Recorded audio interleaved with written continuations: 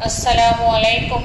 سوریہ Urdu primary school Nagarjuna Nagar Nanded میں تمام پنجم کے طلباء و طالبات کا استقبال کیا جاتا ہے۔ تعلیم ہماری ہر حال میں جاری، اس مقصد کے تحت جماعت پنجم مضمون سائنس سبق نمبر 5 خاندانی اقدار، اس سبق کا پارٹ نمبر 1 آج ہم اس ویڈیو میں دیکھیں گے۔ پیارے طلباء و طالبات، صفحہ نمبر 24 نکالیے، جس میں سبق نمبر 5 ہے خاندانی اقدار۔ خاندانی اقدار، اس سبق کو پڑھیں گے۔ بتائیے تو بھلا، نمبر 1، آپ کے گھر میں تفریح سیر کو جانے کے لیے فیصلہ کس طرح کیا جاتا ہے؟ 2، کیا آپ سیر کے مقامات سمجھاتے ہیں؟ 3، کیا آپ مشورہ دیتے ہیں کہ تعطیل میں کن مہمانوں کو مدعو کیا جائے؟ 4، خاندان میں عید تہوار کی تیاری میں آپ کس طرح ہاتھ بٹاتے ہیں؟ فیصلہ لینے کی شمولیت، خاندان میں ہم سب مل جل کر رہتے ہیں، ہر ایک کی پسند ناپسند الگ الگ ہوتی ہے، سوچ اور رائے بھی مختلف ہو سکتی ہے، ہم خود بھی دوسروں سے مختلف ہیں، اس کے باوجود کئی باتیں ہماری سوچ اور رائے دوسروں سے میل کھا سکتی ہیں، ہمیں ایک دوسرے سے محبت اور اپنائیت ہوتی ہے، ہم اپنوں کا خیال رکھتے ہیں، خیر خیریت پوچھتے ہیں، گھر میں کسی چیز کا فیصلہ لیتے وقت ایک دوسرے سے پوچھتے ہیں، آپس میں بات چیت کر کے سب کے لیے قابل قبول فیصلہ لیتے ہیں، اس طرح ہم سب خاندان کے فیصلے لینے میں شامل رہتے ہیں۔ فیصلہ لینے میں شامل ہونے پر کیا ہوتا ہے؟ ہم کیا محسوس کرتے ہیں کہ بتانے کا ہر ایک کو موقع ملتا ہے، آپس میں بات چیت کر کے فیصلہ لیا جائے تو اس موضوع کے تمام پہلو واضح ہو جاتے ہیں، گھر میں ہماری رائے کو اہمیت دی جا رہی ہے، یہ محسوس کر کے ہمیں اہل خاندان سے مزید اپنائیت کا احساس ہوتا ہے، جس طرح گھر کے چھوٹے موٹے فیصلوں میں ہماری شمولیت رہتی ہے، اس طرح کی شمولیت عوامی مسائل میں ہم اخبار میں عوامی شمولیت کی خبریں پڑھتے رہتے ہیں، اس طرح کے چند نمائندوں خبروں کا نچوڑ ذیل میں دیا ہوا ہے، ان میں سے عوامی مسائل کون سا ہے اور اس کے لیے عوام کس طرح شامل ہو سکتے ہیں، اس تعلق سے جماعت میں گفتگو کیجیے، پڑھیے اور بات چیت کیجیے۔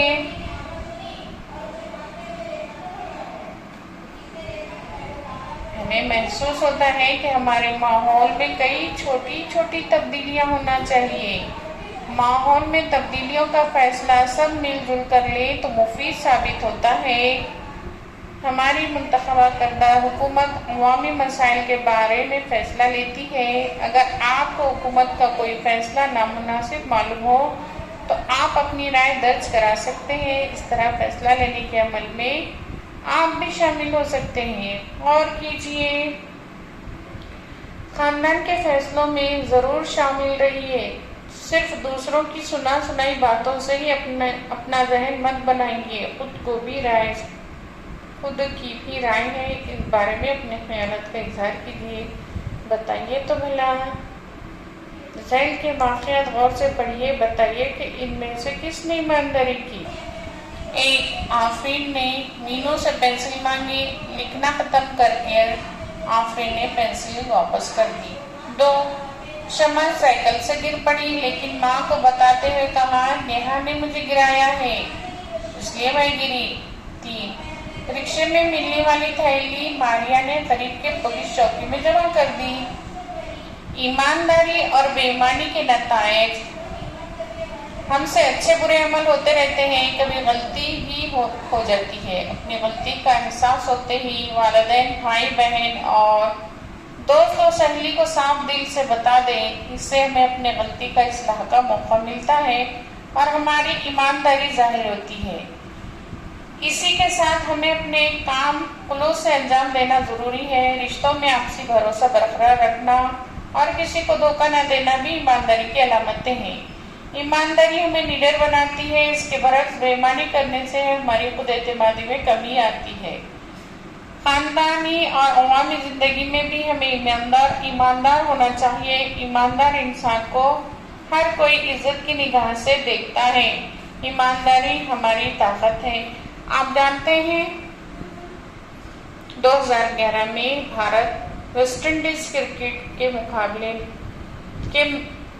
مقابلے کے پہلے ہی اوور میں ویسٹ انڈیز کے بالر نے سچن تندولکر کا کیچ پکڑ لیا اور امپائر سے اپیل کرنے لگا، لیکن امپائر کو لگا کہ گیند بلے کو لگی ہی نہیں، اس لیے اس نے آؤٹ نہیں دیا، لیکن سچن کو معلوم تھا کہ گیند بلے سے لگی ہے۔ چنانچہ ناٹ آؤٹ قرار دیا جانے کے باوجود سچن تندولکر میدان سے بولنگ کی جانب لوٹ گئے۔ عوامی زندگی میں ایمانداری۔ عوامی زندگی میں بھی ایمانداری برقرار رکھنے سے عوامی خدمات اور سہولتیں ہمیں بہتر انداز میں حاصل ہو سکتی ہیں۔ بس یا ٹرین میں بغیر ٹکٹ سفر کرنے سے کیا ہوگا؟ ہمارے آمد و رفت کا نظام خسارے میں چلا جائے گا۔ اب کچھ عرصے بعد بند بھی ہو سکتا ہے۔ ہر شخص ایمانداری سے ٹکٹ لے تو یہ مسئلہ پیدا ہی نہیں ہوگا۔ ایمانداری کے ذریعے عوامی زندگی میں کام کرنے کی صلاحیت بڑھائی جا سکتی ہے۔ ایمانداری کا شعور زندگی میں باقاعدگی اور کام کرنے کی صلاحیت بڑھانے میں مفید ثابت ہوتا ہے۔ آپسی تعاون کی افادیت۔ ہم خاندان میں ایک دوسرے کی مدد کرتے رہتے ہیں، اسی طرح گروہ کھیل کھیلتے وقت کھلاڑی میں آپسی تعاون جتنا زیادہ ہوگا، ان کا کھیل بھی اس قدر بہتر ہوگا۔ کھیل میں پائے جانے والی آپسی تعاون صرف کھیل تک محدود نہ رکھتے ہوئے اسے اپنی عوامی زندگی میں بھی برتنا چاہیے۔ سماجی زندگی میں ہر کسی کو آپسی تعاون کی ضرورت ہوتی ہے۔ ہمیں بھی دوسروں کے تعاون کی ضرورت ہوتی ہے۔ گاؤں یا شہر میں میلے، عرس، اجتماعات وغیرہ تقریبات ایک دوسرے کے باہمی تعاون سے ہی کامیابی سے ہمکنار ہوتی ہیں۔ کیا کریں گے بھلا؟ ایک گمشدہ بچہ آپ کو مل جائے۔ 2. تعلیمی سیر کے دوران آپ کو پتہ چلے کہ آپ کے سہیلی توشہ گھر پر ہی بھول آئی ہے۔ 3. عمارت کی لفٹ میں کچھ لوگ پھنس گئے۔